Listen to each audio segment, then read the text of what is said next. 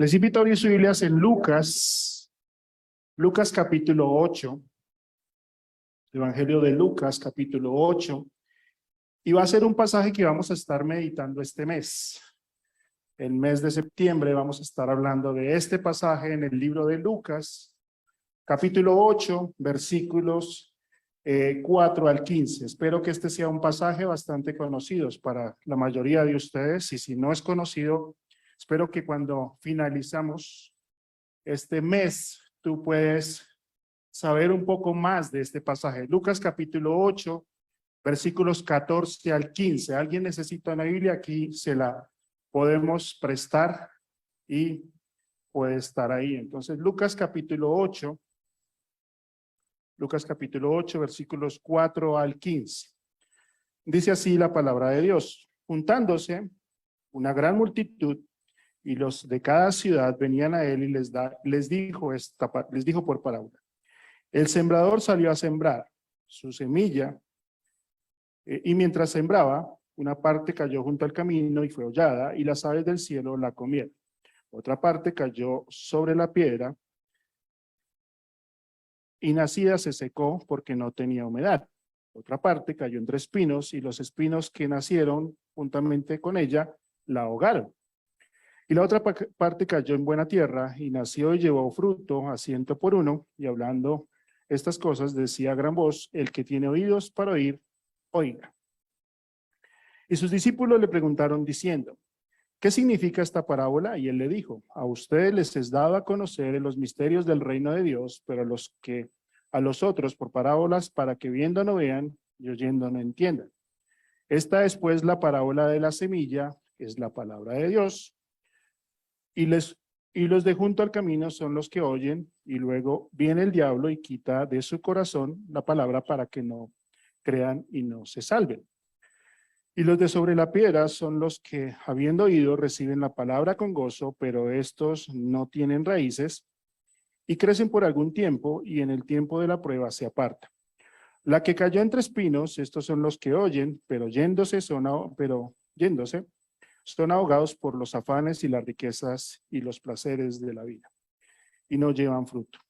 Mas el que cayó en buena tierra, estos son los que con corazón bueno y recto retienen la palabra vida y dan fruto con perseverancia. Oramos. Señor, te damos gracias por tu palabra, porque es viva y eficaz, y porque transforma vidas y corazones. Y pues, Señor, pensando en esta parábola, pues yo pido que esta palabra encuentre un terreno fértil, un corazón dispuesto y un corazón que está dispuesto hoy a rendirse y entregarse a ti, reconociendo que solamente tú puedes transformar nuestra vida. Dejamos este tiempo en tus manos. Amén. La parábola del sembrador ahora es una de las parábolas más conocidas de Jesús, ¿sí? Esta parábola también la pueden encontrar en Mateo capítulo 13, versículo 3 al 23, y Marcos capítulo 4, versículo 2 al 20. Y quiero dejarles una tarea.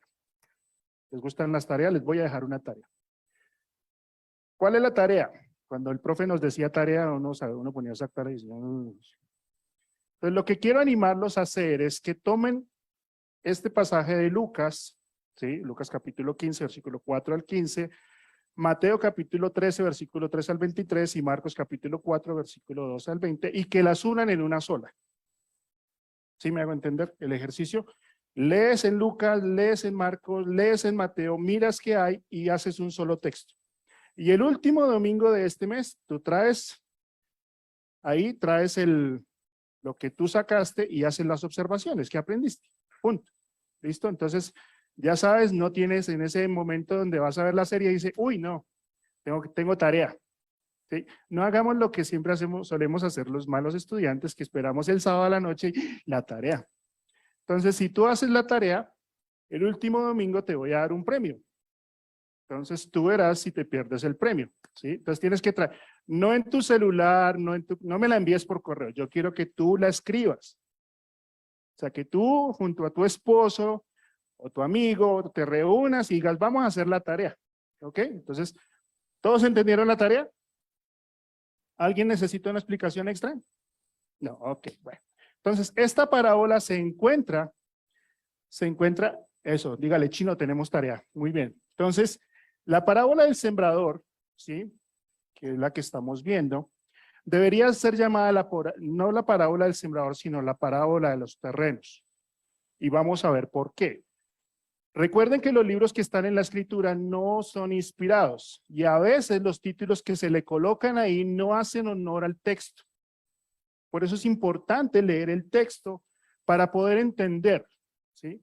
Por ejemplo, todos conocemos la historia o la parábola del hijo pródigo. Si tú lees la parábola del hijo pródigo, no es la parábola del hijo pródigo, es la parábola de dos hijos, ¿sí? Porque habla de dos hijos. Igual pasa aquí, se nombra y se conoce como la parábola del sembrador, pero debería ser más conocida como la parábola de los terrenos. Y vamos a verlo en esta serie que empezamos hoy, que es en septiembre, ¿sí? Para que tú puedas entender de qué trata todo esto. Entonces, definamos qué es una parábola. La palabra parábola está compuesta de dos palabras, una es para y la otra es volé. ¿Qué significa? Es colocar una cosa al lado de otra con el propósito de resaltar una verdad espiritual usando algo común. Entonces, ¿a qué está haciendo referencia una parábola? Que Jesús tomaba, y vamos a verlo ahorita, tomaba algo que yo conocía y me explicaba lo espiritual para que yo pudiera entenderlo, ¿sí? Me llevaba de lo conocido a lo desconocido. Entonces, yo no entiendo el mundo espiritual. Hay muchas cosas en el mundo espiritual que no entiendo, pero Dios usa cosas cotidianas y comunes para que yo pueda entender algo que para mis sentidos naturales no son perceptibles. Y eso es lo que hace Jesús aquí en esta parábola. Entonces, ¿qué está sucediendo? Jesús acaba de estar cerca, ahí ha hecho algunas, el capítulo 7, ha estado en casa de un fariseo, ha estado compartiendo, y dice que una gran multitud lo seguía.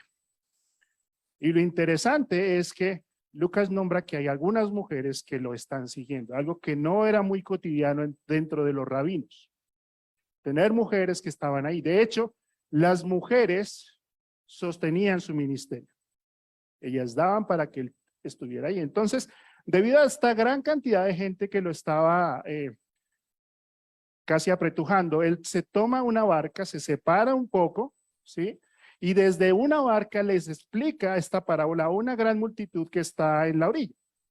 Y comienza a hablar con ellos y comienza a contarles y narrarles esta historia. Ahora, ¿por qué Jesús usa parábolas? Porque sucede que su pueblo, ¿sí?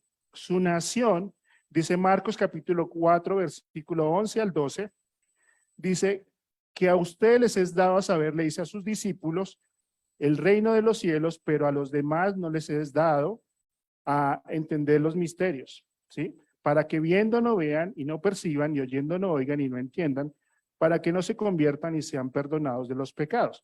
Jesús comienza y cambia su forma de enseñanza drásticamente, porque en el libro de Mateo capítulo 12, él hace un milagro y la gente le dice, ese milagro fue hecho por Satanás.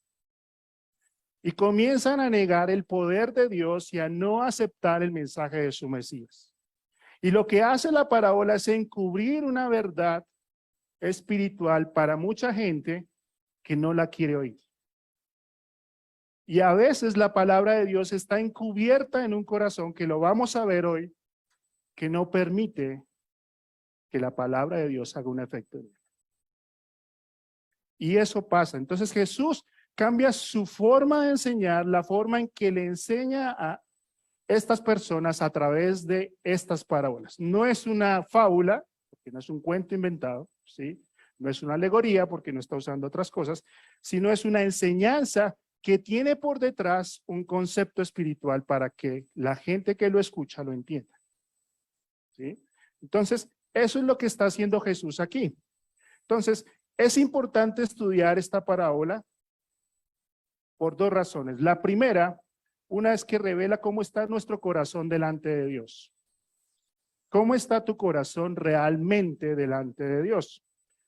Y la segunda es que nos muestra la respuesta y la actitud que tiene la gente no creyente frente al evangelio.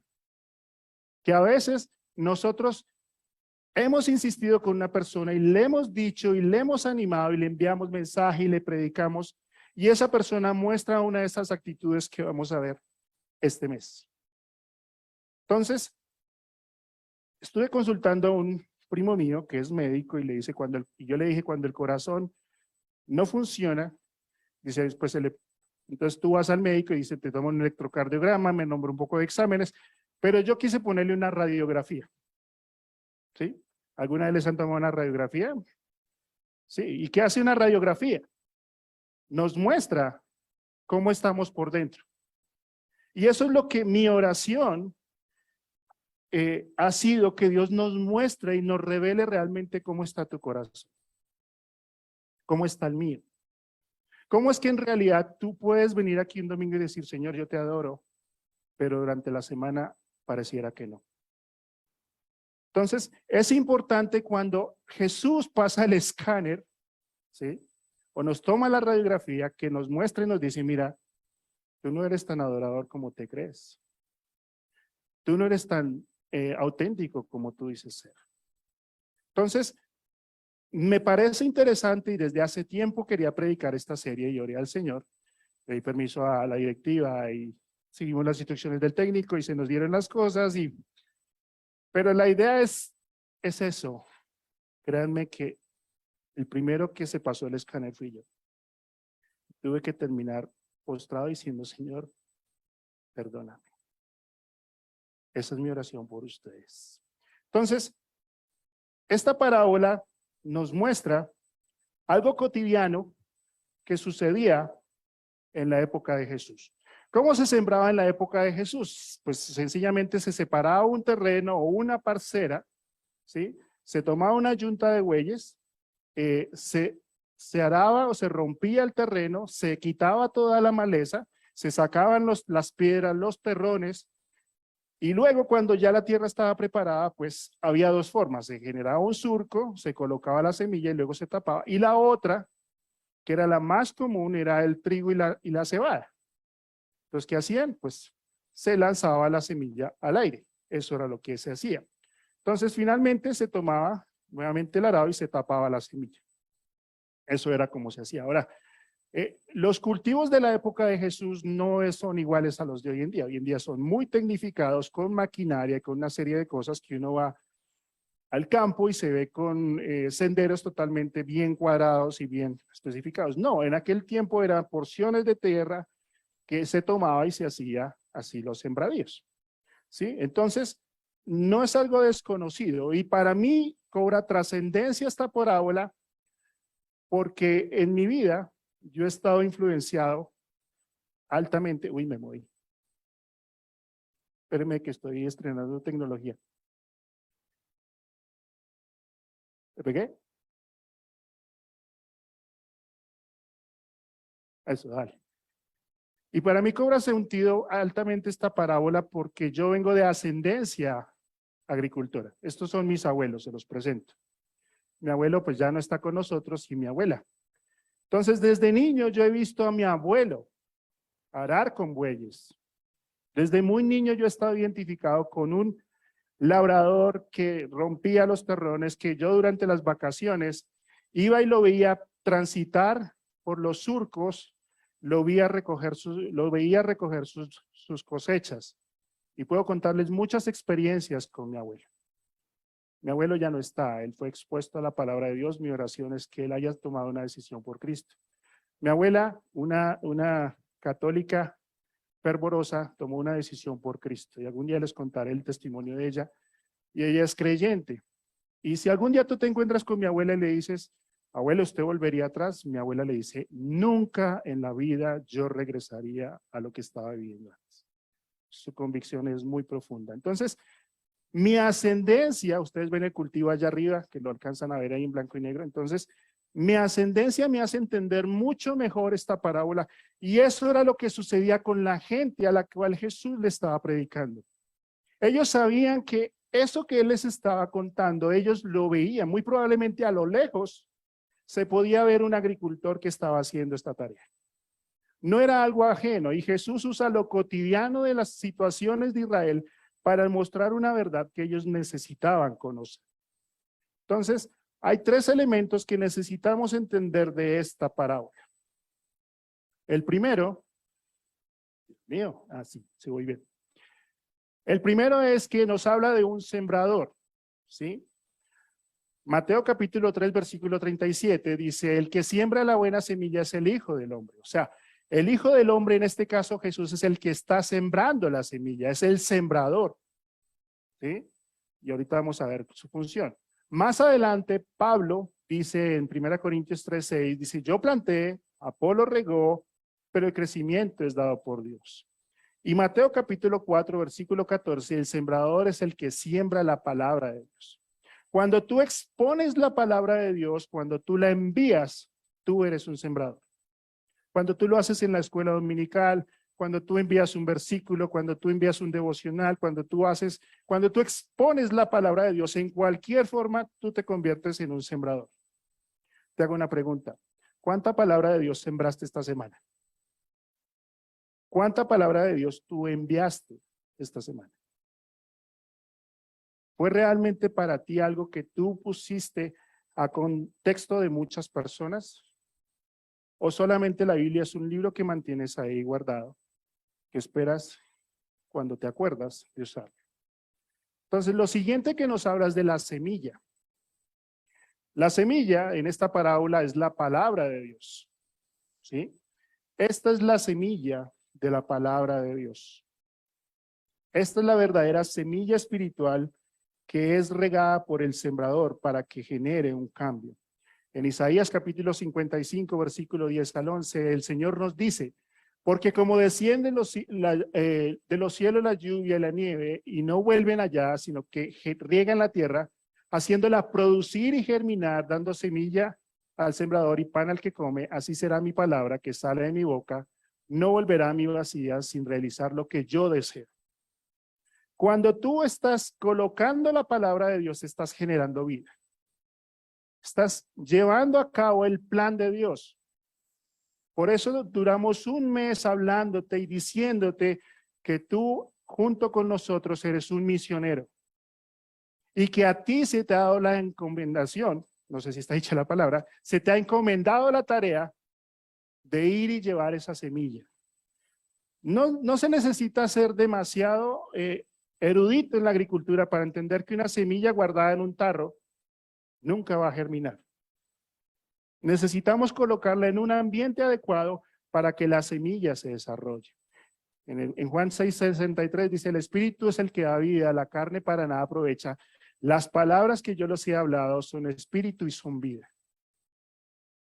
Este libro guardado en la alacena no genera ningún efecto.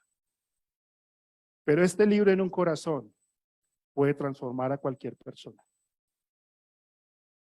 Si la Biblia no está en tu corazón ni en tu cabeza, no te aterres de que tu vida siga siendo la misma. Entonces, es importante entender que la palabra de Dios tiene vida en sí misma. La palabra de Dios dice en Hebreos 4:12, porque la palabra de Dios es viva y eficaz y es más cortante que toda espada de dos filos y penetra hasta partir el alma y el espíritu y las coyunturas, los tuétanos y discierne los pensamientos e intenciones del corazón.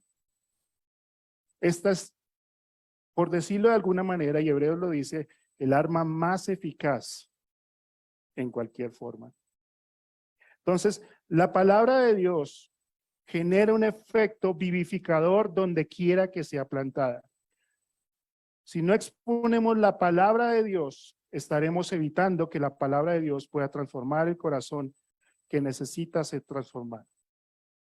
Yo no sé tú, pero en mi vida, cuando yo empecé el evangelio, el Salmo 37, versículos 5 y 6 me transformó. Para mí me cambió la forma, diciéndome Dios, no te afanes. Y yo no sé si tú tienes un versículo que tú puedas decir, para mí ese es mi versículo. Para mí Isaías 55, 6 es mi versículo. No quiere decir que no tengo más. Buscad al Señor mientras pueda ser allá. Llamadle en tanto que está cerca. Entonces, la palabra de Dios es el fundamento vital que cada uno de nosotros necesita entender. Ahora hablamos de la tercera parte. Ayúdame ahí, Andrés. La tercera parte son los terrenos.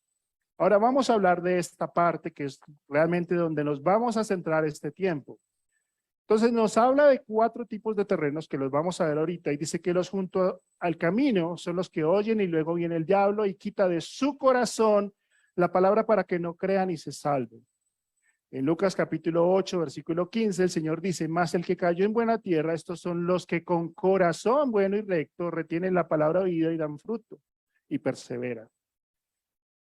En Mateo 13, 19 dice, cuando alguno oye la palabra del reino y no la entiende, viene el malo, la arrebata lo que fue sembrado en su corazón.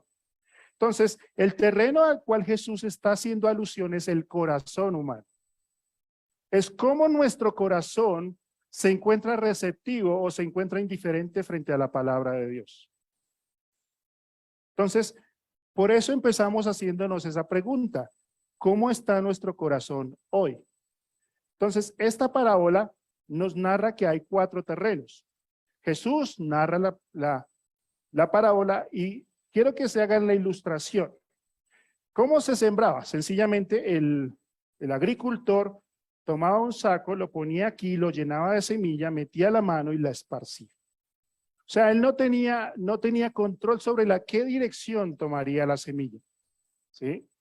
En algunas oportunidades lo que hacía era que lo colocaba aquí el hombre, llenaba su mano y la esparcía. Pero entonces la palabra de Dios es esparcida y lo que Jesús dice es que había 4 terrenos, una semilla cayó en el camino, una entre piedras, una entre espinos y una en buena tierra. Entonces mostrando que la palabra de Dios o de la semilla puede llegar a cualquier lugar cuando es esparcida, ¿sí? Entonces, eso nos va a hablar esta parábola. Entonces, lo que nos va a mostrar aquí es que los terrenos hablan de la actitud de nuestro corazón frente a la palabra de Dios. ¿Cuál es nuestra actitud y nuestra atención frente a lo que Dios nos está diciendo? Así que nos vamos a tomar un tiempo para estudiar cada uno de estos terrenos que a la larga, cuando hablamos de terreno, estamos hablando del corazón humano. Y tendremos 4 tipos de corazones. El primero es un corazón endurecido. Estos son los que frente a la palabra de Dios son indiferentes. Ese es el corazón endurecido. Luego está el corazón superficial. Son los que se alegran de oír la palabra de Dios, pero no quieren un compromiso con el Señor. Están los del corazón afanado, que son los que entienden la palabra de Dios, pero viven pendientes de las cosas del mundo. Y por último, están los de corazón dispuesto, que son los que ante la palabra de Dios están dispuestos a ponerla por obra y a obedecerla. Entonces, ¿en cuál de estos 4 terrenos o en cuál de estos 4 corazones tú te identificas? Y esta misma situación vive con las personas no creyentes. Cada uno de nosotros nos ubicamos en cualquiera de estos 4 terrenos. O hemos pasado por ahí, o estamos ahí, o vamos a pasar por ahí. Pero a lo que quiero llamar tu atención es que puedas junto conmigo examinar y decir, yo creo que tengo este corazón. Yo creo que frente a la palabra de Dios es esto. Entonces tomaremos cada domingo en septiembre para estudiar cada uno. Así que empezaremos el día de hoy estudiando el corazón endurecido. ¿Sí? Entonces, la parábola dice lo siguiente, ¿estos quiénes son? Dice, el sembrador salió a sembrar su semilla, y al sembrarla una parte cayó junto al camino, y fue pisoteada, y las aves del cielo la comieron. Entonces, estamos hablando de una situación agrícola en la cual ellos lo entendían. Ellos sabían de qué Jesús les estaba hablando. Ellos entendían claramente qué era lo que Jesús les estaba dando a entender en el aspecto físico. ¿Sí? ¿Qué pasaba entonces cuando se generaban estas partes de tierra donde se sembraba? Se dejaban unos espacios como de 1 metro para que la gente pudiera pasar en medio de los sembradíos. Entonces, ¿qué pasaba? La tierra que se dejaban en esos sembradíos, si yo era un agricultor, pues tenía que pasar con mi caballo, con lo que fuera, para llevar la semilla, llevar los abonos y así. Y muchos de esos caminos atravesaban todo Israel. Por eso ustedes se acuerdan que en una oportunidad reprenden a Jesús porque sus discípulos pasan por un sembradío, toman trigo, lo restregan y se lo comen. Porque eso pasaba, ¿sí? Entonces, el tránsito constante de personas y animales hacía que la tierra se volviera dura como un concreto. Si alguna vez has estado en un lugar campestre o en un lugar de campo, sabes que uno mira y a veces hay senderos, ¿sí?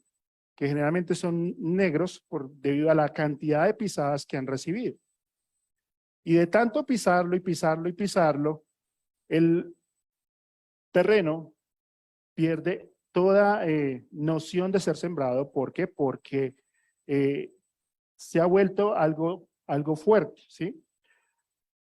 ¿Qué significa esto frente al corazón? Que la palabra de Dios no tiene ningún impacto en este terreno, en este corazón. Pues el caer allí rebota y queda expuesta y no logra generar nada. Cuando la palabra de Dios llega a un corazón endurecido, no genera ningún efecto. No es que Jesús le esté hablando a ateos. Esta es la élite religiosa que está escuchando a Jesús, que está hablándoles a ellos y les está contando esta historia, pero en vez de tener un corazón dispuesto, tienen un corazón endurecido debido a su tradición, debido a sus falsas enseñanzas. Y nos recuerda lo que dice Juan capítulo 1, versículo 11, dice, a lo suyo vino y los suyos no le recibieron. Entonces, la semilla que cae en estos lugares no genera ningún efecto. En cuanto al corazón, son los oyentes que no permiten que la palabra de Dios genere algo ahí. Su vida ha sido fuertemente afectada e influenciada por pisadas diarias a través de experiencias, a través de ideas y muchas cosas que no permiten que la palabra de Dios germine. Entonces, un corazón endurecido es el que está expuesto a filosofías, incredulidad, tradiciones, ideas equivocadas, conceptos cerrados, religiosidad, mentiras, orgullos, malas experiencias, pecado, argumentos incorrectos, costumbre, maldad, prejuicios y llene la lista. Y son situaciones que a diario están ahí, que día tras día en sus experiencias lo llevan a pensar que eso que está viviendo es lo único que hay. Un corazón endurecido es aquel que su intelecto está lleno de prejuicios, su conciencia está cauterizada y su voluntad es perversa. Entonces el corazón endurecido es un corazón expuesto todo el tiempo a la corriente y los deseos de este mundo. Así como la semilla queda expuesta en el camino y no hay un límite para evitar que se la coman o que sea pisoteada, así mismo es el corazón endurecido, que acepta cuanta mentira hay en el mundo, que acepta la corriente del mundo, que acepta los pensamientos del mundo y que se lleva las ideologías del mundo. Entonces, cada pensamiento, cada idea que llega se va anidando y va generando que el corazón se endurezca. Pablo lo dejó claro cuando en Efesios capítulo 2, versículo 2 al 3 dice que nosotros andábamos en otro tiempo siguiendo la corriente de este mundo conforme al príncipe de la potestad del aire, el espíritu que ahora opera en los hijos de desobediencia, que nos guiaba a través de nuestra carne y haciendo por voluntad de la carne y los pensamientos y éramos por naturaleza hijos de ira. Entonces, un corazón endurecido nunca es arado para una convicción del pecado. No hay tristeza por su pecado, no hay un examen de confianza de su conciencia y no hay un deseo de arrepentimiento. Ustedes y yo nos hemos encontrado con personas que te dicen, pero yo no le echo mal a nadie. Yo soy bueno, ¿sí? Yo participo, yo hago, yo. Pero en la realidad es que viven su propio engaño, ¿sí?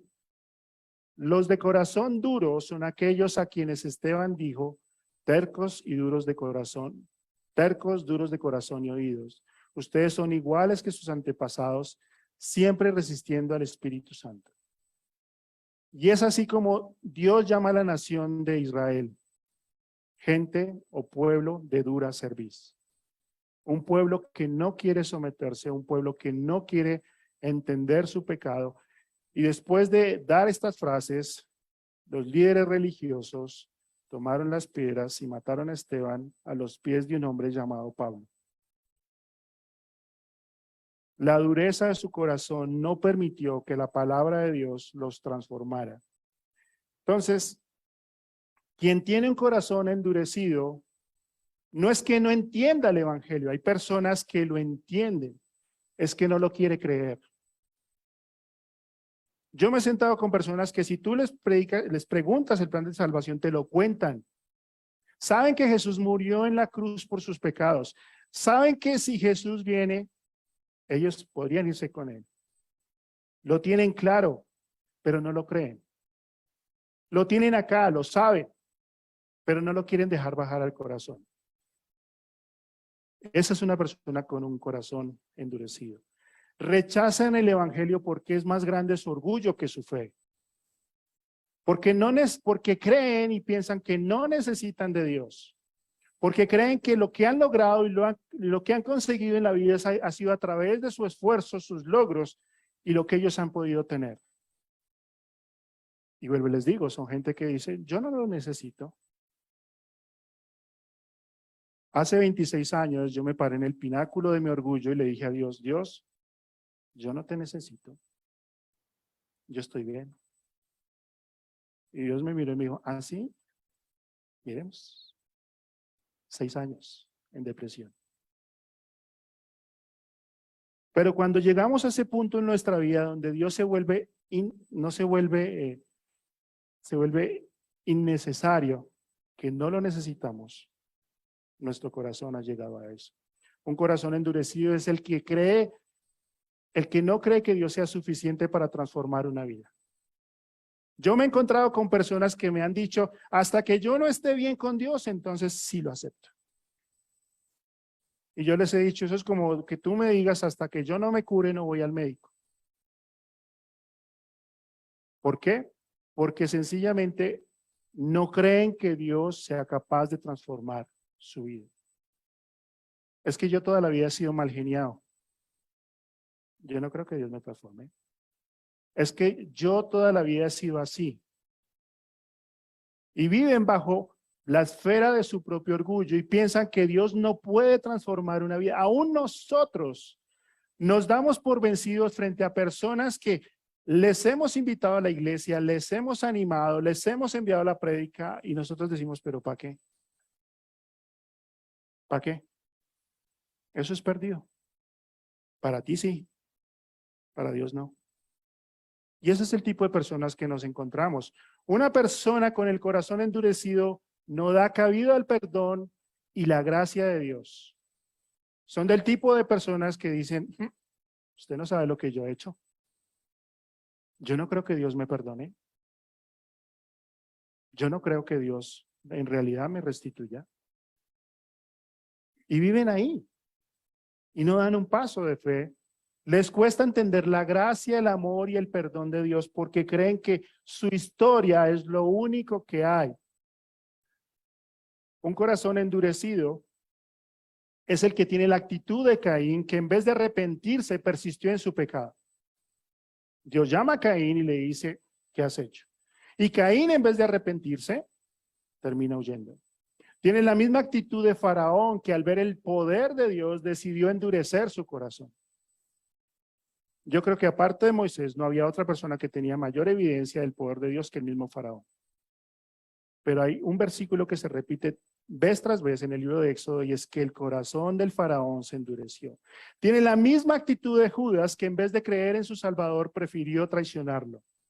Judas fue el mismo discípulo que recibió las mismas enseñanzas de Pedro, de Juan, de Mateo, que estuvo en los milagros más prominentes y escuchó de primera mano la enseñanza de su maestro, pero aún así decidió traicionarlo.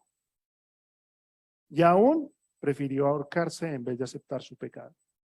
Ese es un corazón endurecido.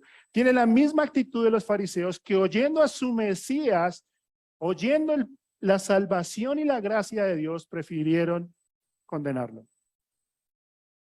Y tiene la misma actitud del rey Agripa, que siendo expuesto al evangelio decidió rechazarlo.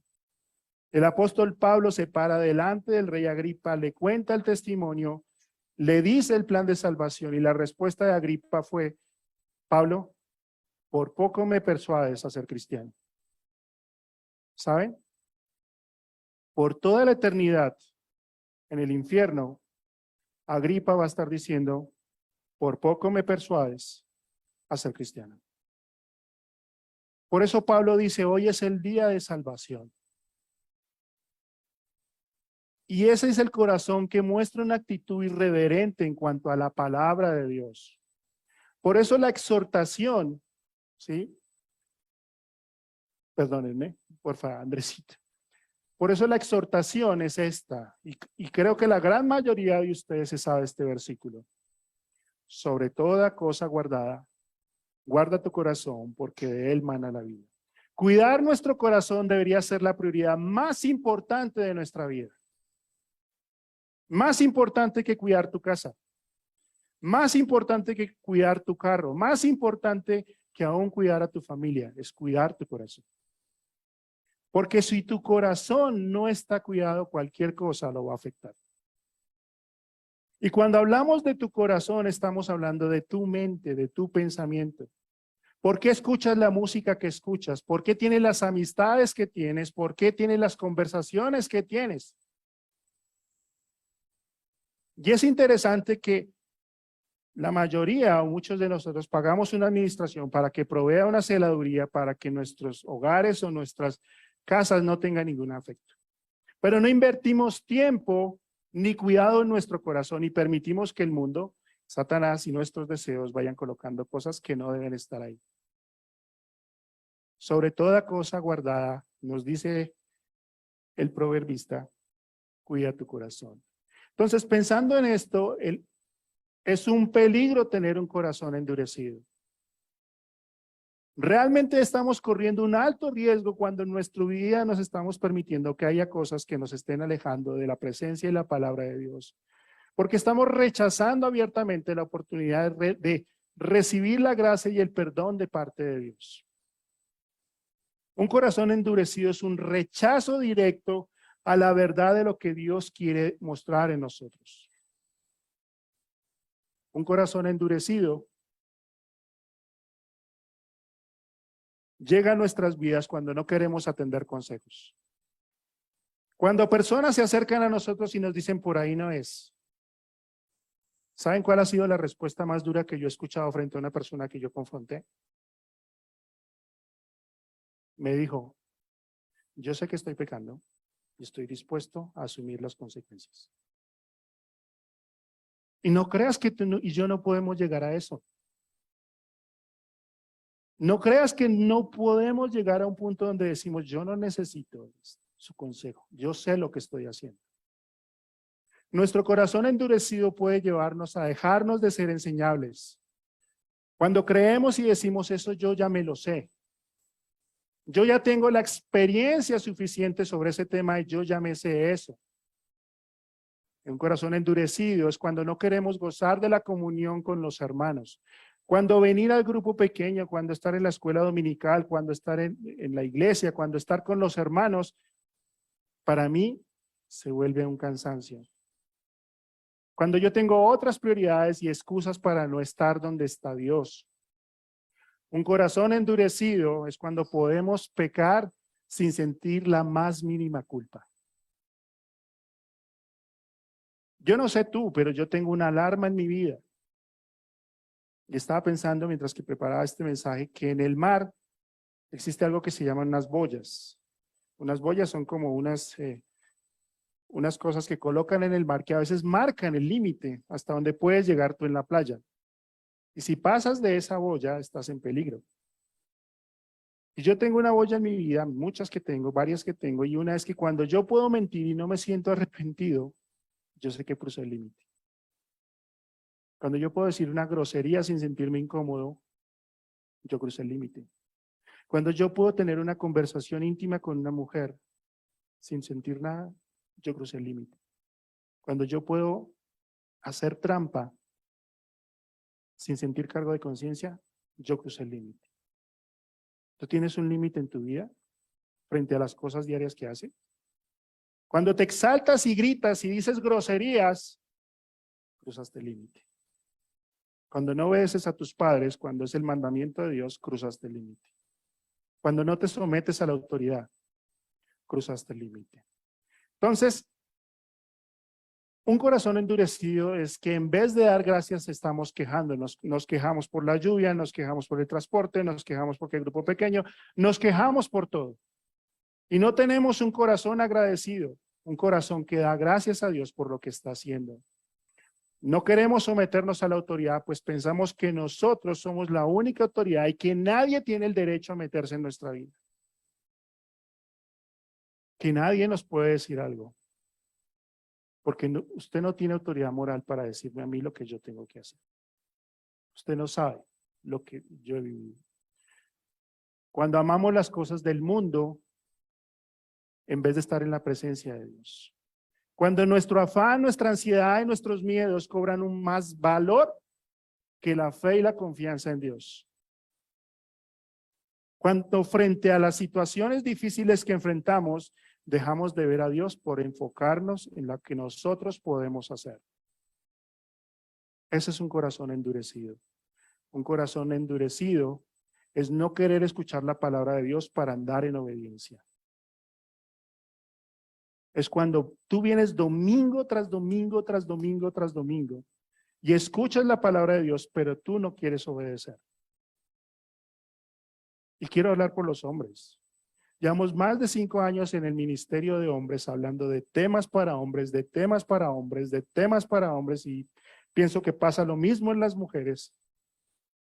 Y lo triste es que tú al final puedas haciendo cosas diferentes a lo que la palabra de Dios dice cuando en esta iglesia nos hemos esforzado por que entiendas y apliques la palabra de Dios. Si Dios desde hace tiempo te viene diciendo en su palabra, no hagas esto, pero tú estás haciendo otra cosa, tú tienes un corazón endurecido. Por eso esa es mi invitación y por eso les dije que el primero que tenía que examinarse era yo. Es un peligro tener un corazón endurecido porque perdemos la sensibilidad de las cosas de Dios, estamos en directa rebeldía en contra de Dios.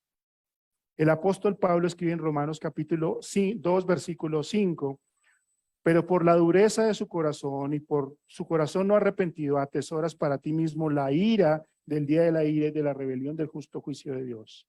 La mano de Dios o el dedo de Dios apunta a aquellas personas que no son creyentes, diciendo, mi ira está contra ti.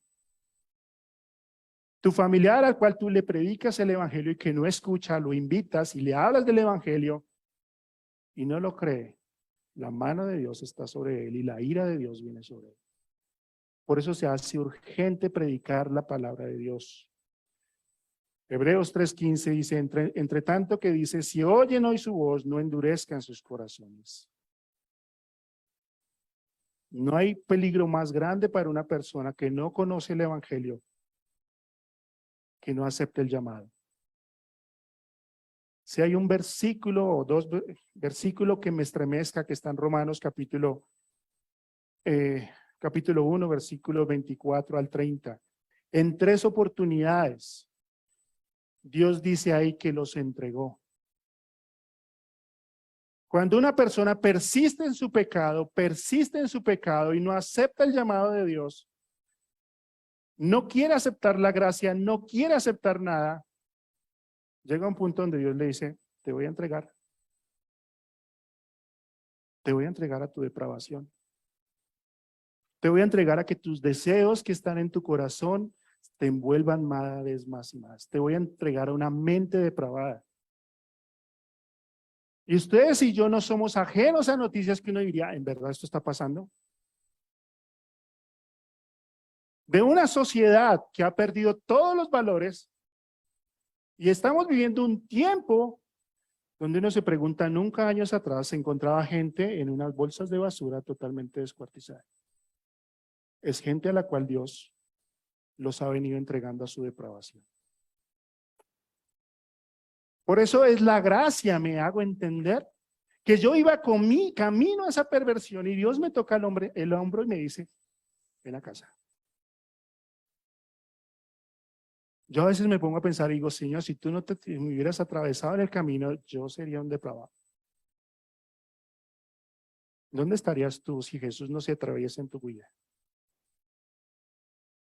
¿Vas a seguir persistiendo en tu maldad, en tu pecado, en tu incredulidad?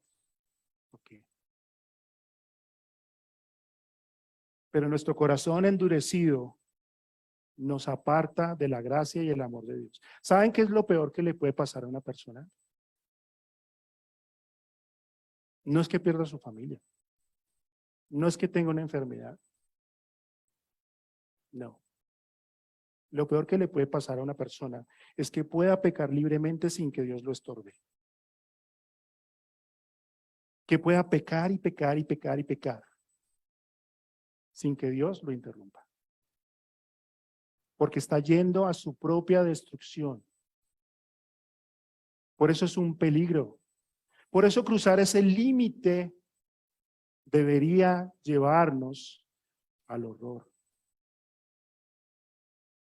Nosotros tuvimos una persona a la cual su grupo pequeño, con lágrimas en los ojos, le dijeron, arrepiéntete, por favor.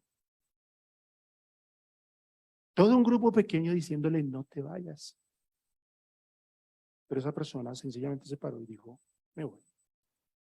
Yo estuve una hora con esa persona, versículo tras versículo, ejemplo tras ejemplo, diciéndole, no te vayas.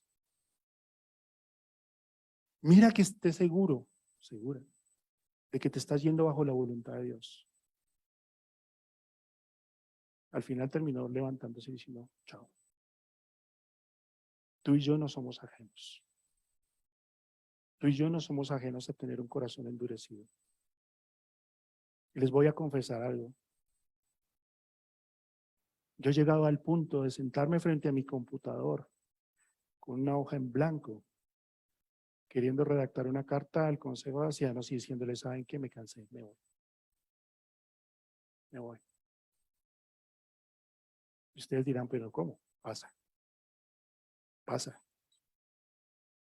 Y por eso te digo, si no cuidas tu corazón, poco a poco las cosas se van empezando, va ocupando lugar.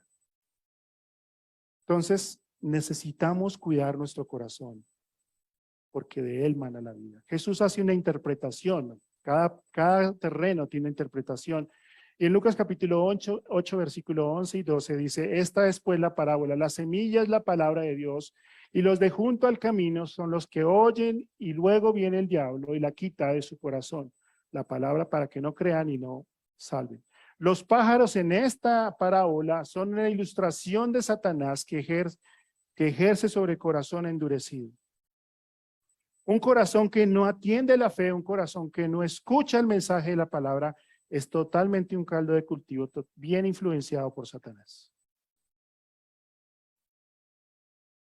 Por eso Jesús dice, separados de mí, no puedes hacer nada. Entonces, cuando yo me suelto de la mano de Dios, adivinen quién me coge. Cuando yo no leo la palabra de Dios, adivinen quién coloca pensamientos en mí. Cuando yo en vez de estar en el grupo pequeño estoy haciendo otras cosas, adivinen quién quiere usarme. La mayor caída de David no era cuando estaba en el campo de batalla. Fue cuando se quedó pensando que todo estaba bien. Y el apóstol Pablo es claro en 2 Corintios capítulo 4, versículo 3 a 4. Porque si nuestro evangelio está aún encubierto, entre los que se pierden está encubierto, en los cuales el Dios de este siglo cegó el entendimiento de los incrédulos para que no le resplandezca la luz del evangelio. Satanás es un experto en quitar de nuestra mente la palabra de Dios, porque sabe que si genera un efecto, nosotros nos alejaremos.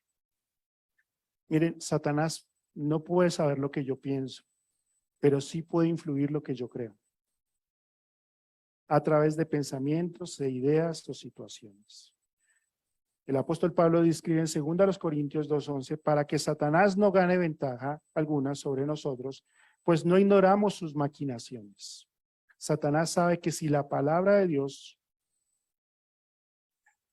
¿cómo Satanás sabe que la palabra de Dios no ha surtido ningún efecto? Porque después de ser expuesto a la palabra de Dios, tu vida no ha sido transformada. Sigue siendo el mismo. Sigues teniendo los mismos pensamientos, las mismas ideas, resuelve los problemas de igual manera. Y Satanás lo sabe. Sabe que no quieres cambiar. Sabe que en los secretos luchas con esas cosas. Y no solamente él, cuando hace alusión a los pájaros, noten que no es solo uno, son varios. Mire, cuando yo llegué al Evangelio, lo que me dijo la persona que era mi mentor en aquel entonces, me dijo, ¿sabes qué está pasando en el reino espiritual? Satanás en su cuartel general ha colocado tu foto con un letrero que dice objetivo militar. El apóstol Pedro dice, Satanás anda buscando como león rugiente, buscando a quien devorar. Te voy a decir una cosa, Satanás no toma vacaciones. Él no toma vacaciones. Él está todo el tiempo sabiendo en dónde estás tú. Porque su idea es interrumpir. Su idea es separarme. Entonces, ¿cómo Satanás roba la palabra de Dios de nuestro corazón? ¿Cómo hace? Coloca una idea. Nuestro pensamiento es lleno de ideas. ¿Por qué tengo que diezmar? Una idea. ¿Por qué? ¿Por qué tengo que diezmar? Luego eso me lleva a un pensamiento. No, pero es que si yo diezmo, entonces no me alcanza para la arriendo, no me alcanza para el mercado, gano un mínimo, los transportes. No, y comienza un pensamiento, otro pensamiento, otro pensamiento, otro pensamiento. Cuando eso comienza, ese pensamiento me lleva a una razón. Encuentro una razón. ¿Por qué no diezmo? Pues porque no me alcanza. Y estoy tocando solamente el diezmo, aplica en todas las áreas. Y entonces cuando tengo una razón, eso se vuelve una convicción. Yo creo que no debo diezmar, ¿por qué? Porque Dios no me puede proveer y no me alcanza. Y cuando yo llego a esa convicción, genero la acción, no diezmo. Y pasa igual por el otro lado. Tú te estás desviando, el Espíritu Santo te coloca un pensamiento. Pero ¿saben cuál es la gran diferencia cuando uno es creyente? Que el Espíritu Santo se para acá. Y me dice, ¿por qué estás pensando eso? Si yo te digo esto. ¿Por qué tienes esta idea? Si yo te estoy... Y no me deja llegar acá. Porque mi pensamiento todo el tiempo está volando. Y algunos de ustedes están aquí, pero están pensando en el almuerzo de la tarde. ¿O no? Yo lo hago. Saben que tienen que resolver mañana un problema en la oficina y lo están pensando. Y tienen esa idea y lo están pensando. Y Satanás vez tras vez está colocando un pensamiento. Ya has pensado esto, ya has pensado esto, y has pensado que si te divorcias, y has pensado que si no haces caso, y has pensado esto, y has pensado, y tú comienzas. Por eso se hace indispensable la palabra de Dios. Porque el apóstol Pablo dice que la espada del Espíritu. Cuando yo estaba en el ejército, una de las cosas por las cuales nos ponían a hacer bastante ejercicio era porque dejábamos el fusil en la armería y no estaba con nosotros. ¿Sabe qué nos decían? El fusil es como su novia. No la puede dejar en ningún lado. Esto debería ser tu pan diario, tu alimento constante. Si estás haciendo fila en el banco, en vez de estar mirando Face, saca la palabra de Dios que está en tu celular y léela. Si estás en el bus, camino al trabajo, saca tu celular y en vez de estar mirando los WhatsApp, léela. Si vas a estar un tiempo muerto, esperando al médico que se está demorando, saca la palabra de Dios y léela. ¿Saben? Yo he tomado el hábito de cuando voy a mi trabajo empezar a leer los salmos. Bueno, la palabra de Dios en orden cronológico. Y el otro día estaba leyendo un salmo y encontré un versículo que dije, este versículo yo me lo sabía. Este versículo yo lo sabía. ¿Por qué lo dejé de memorizar? Amado, si tú no estás dejando que la palabra de Dios sobre en tu corazón, vas a llegar a la acción. Y quiero decirte que dentro de esta iglesia hemos tenido personas que se han dejado sembrar una idea, que han tenido un pensamiento, ellos mismos han buscado la razón, se han generado una convicción y han terminado yéndose. No creas que esto es un juego. Todos los días Satanás va a buscar un espacio en tu corazón para sembrar eso. Satanás se roba la palabra de Dios de nuestro corazón por medio de la falsa enseñanza. Nuestra iglesia, hablo de la iglesia a nivel general, en este momento está experimentando un avance de falsos maestros que han traído a la iglesia cuestiones de liderazgo, cuestiones de humanismo, de que tú eres el campeón, de que tú lo puedes lograr, de que pacta con Dios. Toda doctrina que no está basada en la palabra de Dios, dice el apóstol Pablo, es una doctrina de demonios. Así de sencillo. Cuídense, dice Jesús, de los falsos profetas que vienen a ustedes disfrazados de oveja, pero por dentro son lobos rapaces. Por eso somos enfáticos en cuidar lo que enseñamos en esta iglesia. Satanás lo sabe, porque su propósito está en cambiar la verdad de Dios por una mentira. ¿Se acuerdan de Eva? Le cambió la verdad. Lo envolvió y le cambió la verdad. Jesús dijo a la élite religiosa de su época, ustedes son de su padre el diablo y quieren hacer los deseos de su padre. Él fue asesino desde el principio y no se ha mantenido en la verdad porque no hay verdad en él. Cuando habla mentira, habla de su propia naturaleza porque es mentiroso y padre de mentira. Pero en otra parte dice que Satanás se disfraza como ángel de luz. Por eso si tu mente no está conectada a la palabra de Dios, tú terminas diciendo, pues total, el matrimonio igualitario sí debería existir. Si una mujer pues no quiere tener su hijo, pues sí, debería abortar. Poco a poco. Ese es el propósito de Satanás. ¿Y saben qué es lo triste? Que le ha funcionado. Por eso nosotros somos llamados a preservar la verdad. La Biblia es clara en advertirnos acerca de falsos profetas que van a salir en los últimos días. No vamos a ahondar allí. Perdón, si quieren.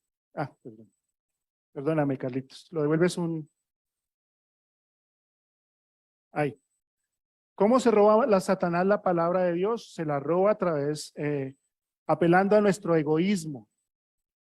Por naturaleza, nosotros somos egoístas. Esa es nuestra naturaleza, aunque ha sido transformada, nuestra carne nos lleva a pensar primero en nosotros, ¿sí? Nos lleva a pensar primero en nosotros, ¿sí? Entonces, Satanás apela a nuestro orgullo, pues sabe que al hacerlo estaremos dejando por fuera nuestra dependencia de Dios. Lo logré. Aquí están mis títulos. Lo compré, lo hice. ¿Y si Dios no te hubiera dado la vida? ¿Y si Dios no hubiera provisto los recursos? ¿Y si esa persona no hubiera llegado a tu vida? Eso es lo que, cuando hay un meme que hace tiempo, una frase que me llamó la atención y decía, cuando tú te sientas demasiado importante en la vida, date la vuelta por el cementerio y vas a ver gente más importante que tú que está muerta. Cuando yo empecé en la vida cristiana que quería predicar y alcanzar el mundo y ser profeta de las naciones, y mejor dicho quería, el pastor me alcanzó la escoba y me dijo, toma y comienza a barrer. Jesús dijo, si quieres ser el primero, comienza por servir. Pero Satanás te está diciendo, si quieres ser el primero, pisa a los demás y pasa adelante. Entonces no dejemos esto. ¿Cómo se roba Satanás? Satanás se roba la palabra de Dios en nuestro corazón a través de la tentación. Constantemente nos está bombardeando, nos está poniendo ideas y en situaciones donde su propósito es robar nuestra atención del mensaje del evangelio. Porque sabe que nosotros somos distraídos. Mire, les voy a contar una historia. El otro día yo atiendo la caja, en la caja que yo recibo y entrego plata. ¿Y saben cuál es el principal ejercicio que hacemos nosotros cuando tenemos que esperar? Meter la mano al bolsillo, sacar el móvil, buscar y estar ahí. Entonces llegó un muchacho y se hizo al frente. Entonces yo tengo que hacer la cuenta, liquidar, bueno, para cobrarle. Sacó el frente, metió su mano, sacó su celular y empezó. Yo no sé qué estaba haciendo. Y yo le hablaba y él seguía ahí. Yo le hablaba hasta que me tocó gritarlo, decirle, oye, son tanto. Ah, sí, sí. Porque nuestra mente se distrae. ¿Sabes por qué te estamos animando a que traigas la escritura física y la saques de tu celular? Para que te quites la tentación de estar mirando las redes. Porque a mí me pasa, yo quiero estudiar la palabra de Dios y luego me aparece un anuncio de una noticia del día. Llego, ay, venga a ver qué pasó. Y luego de ese anuncio me sale otro anuncio que es algo de Facebook. Ah, mira, ¿qué tal persona te agregó? ¿Y quién es esta persona? Y luego me llega un mensaje de WhatsApp. Ay, venga. Y yo quería leer la palabra de Dios, pero terminó. ¿Es a mí el único que le pasa? No. Satanás buscará la forma de distraerte. Y aquí te quiero llamar la atención a ti, iglesia. ¿Por qué? Porque a veces hemos orado por personas para que vengan a nuestra iglesia. Clamamos por personas para que vengan a la iglesia. Entonces viene la persona que hemos orado, que es algo dura, se sienta con nosotros y el que está aquí le suena el celular. El que está aquí se levanta al baño y el que está aquí quiere ir por un tinto. ¿Tú acaso sabes que es la única oportunidad que esa persona tiene de conocer a Cristo? Y tú te paras y dices, perdón. Y yo pensaba, cuando uno va al cine, ¿qué es lo que más le saca la piedra? Díganmelo ustedes que han ido al cine conmigo. ¿Cierto? Porque uno está enganchado en la trama de la película y no falta el que, ay, espere las crispetas, o que el que le suena al celular. Nos distraemos.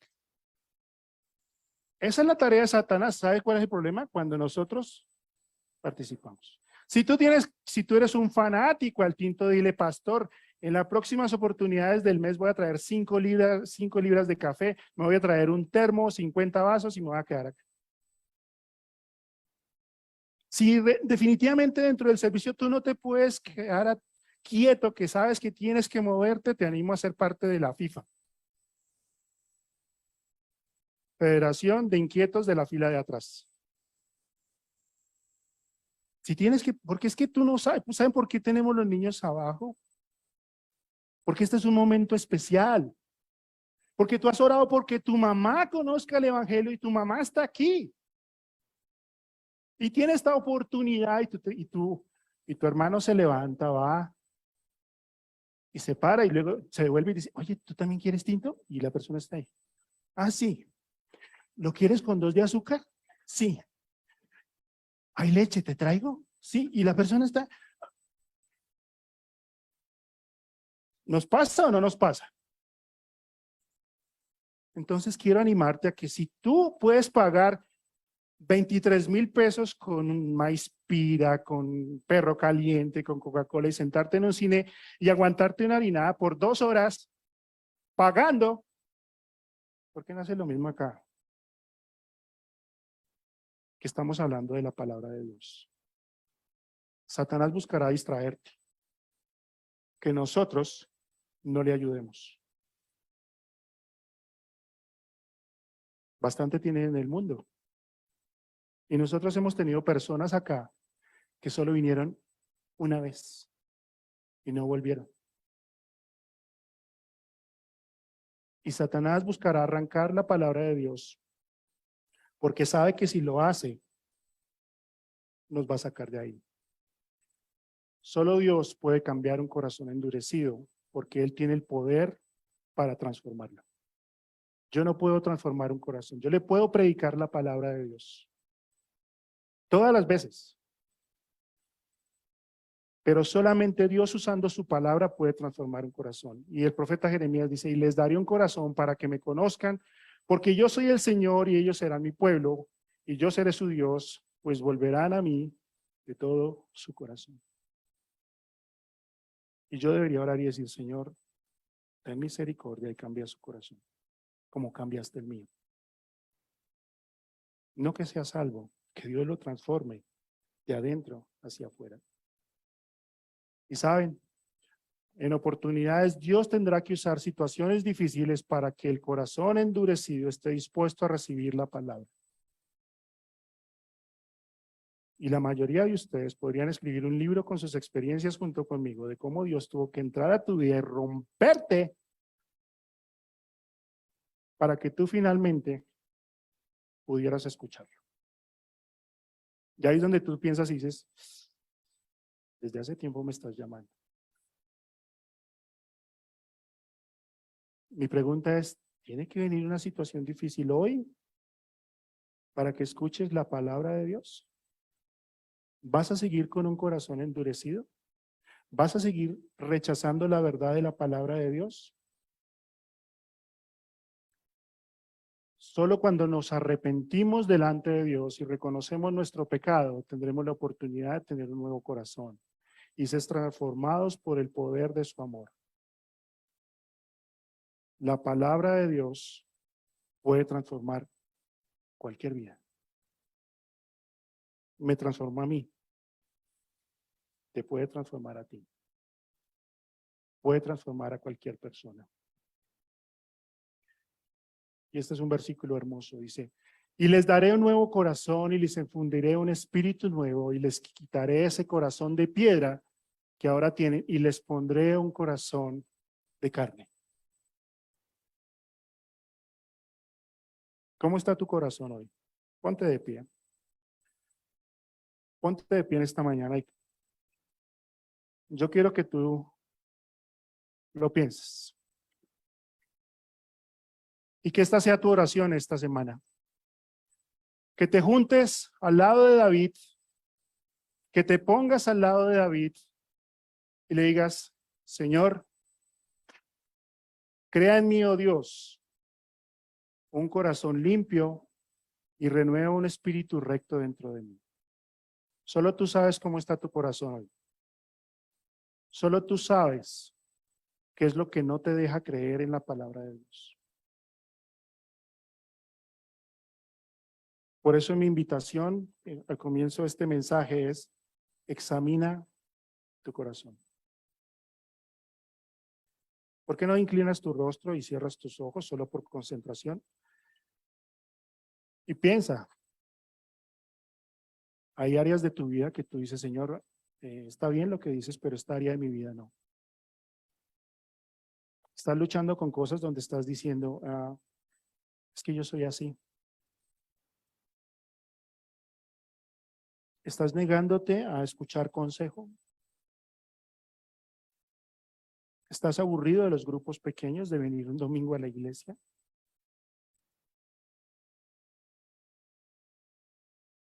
David escribe este salmo cuando, después de haber pecado, y delante de Dios dice, crea en mí, un Dios, un corazón limpio y renueva un espíritu recto dentro de mí.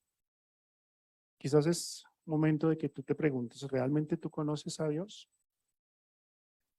¿Realmente la palabra de Dios que has escuchado hoy ha generado un impacto? Si tú vas a escuchar este video, quizás Dios te ha hablado a través de este video y necesitas hoy tomar una decisión. Necesitas arrepentirte de ese corazón endurecido, venir a Cristo, aceptar su llamado y clamar a Él que Él renueve un espíritu recto dentro de ti.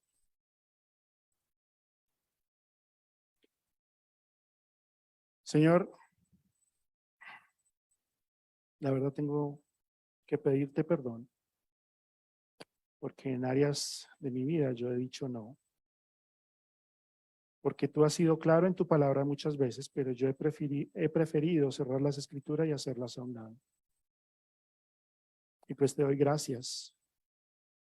Gracias porque si tú no te hubieras atravesado en mi vida, mi corazón sería tan duro como el pavimento. Pero en tu gracia tú me alcanzaste, me tomaste, me rompiste. Fue doloroso, pero al final hiciste la obra. Yo hoy en día tengo un nuevo corazón que palpita por ti. Y pues Señor, que ese sea el anhelo de cada uno de nosotros. Y pues Señor, hay personas que van a escuchar este mensaje que quizás están desde hace tiempo pidiendo una nueva oportunidad, que sienten que su vida no tiene sentido, que quizás sienten que Dios los está llamando para empezar una nueva relación y que no han dado un paso de fe. Y pues yo oro, Espíritu Santo, que tú los convenzas de pecado, los traigas a la verdad de tu palabra y que su corazón de piedra sea transformado por un corazón de carne que palpita y tiene nueva vida. Gracias por la oportunidad de ir a la palabra de Dios, de beber de ese néctar, de ese dulce aliento de tu palabra y entender que aviva nuestros corazones para honrar tu nombre. En Cristo Jesús. Amén. Pueden tomar asiento, gracias.